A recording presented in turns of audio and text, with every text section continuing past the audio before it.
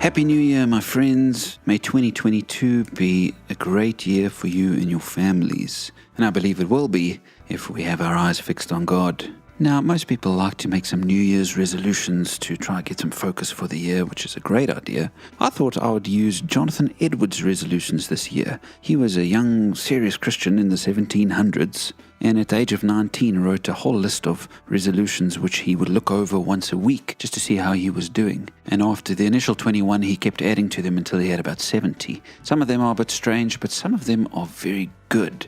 And so I'm going to use 5 of them as my resolutions for the year, and I'll share them with you this week. I want to start by looking at his resolution number 4, which says, resolved never to do anything, whether physically or spiritually, never to do any manner of thing, whether in soul or body, less or more, but what tends to the glory of God.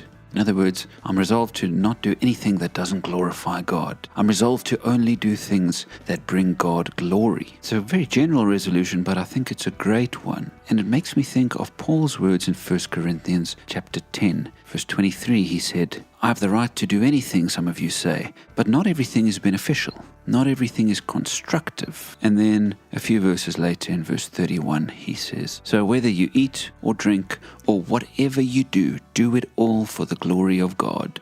Maybe that can be your verse of the year this year. Whether you eat or drink or whatever you do, do it all for the glory of God. What a wonderful way to live your life. And you know, much of the time we think of very religious things when we think of things that glorify God. And those are good to do. It's good to worship together at church. It's good to read your Bible and pray. Those are important. But are you going to eat to the glory of God? Are you going to walk to the glory of God? Sleep to the glory of God? Is your everyday living and breathing going to glorify God? I really like the way that Eugene Peterson paraphrases this in his Message Bible, where he says, as a matter of fact, do everything heartily and freely to God's glory. And so I think this is a great resolution for us as we start our year. Let's do everything we do heartily and freely to the glory of God. And I know it's going to be a special year if that's the way we live.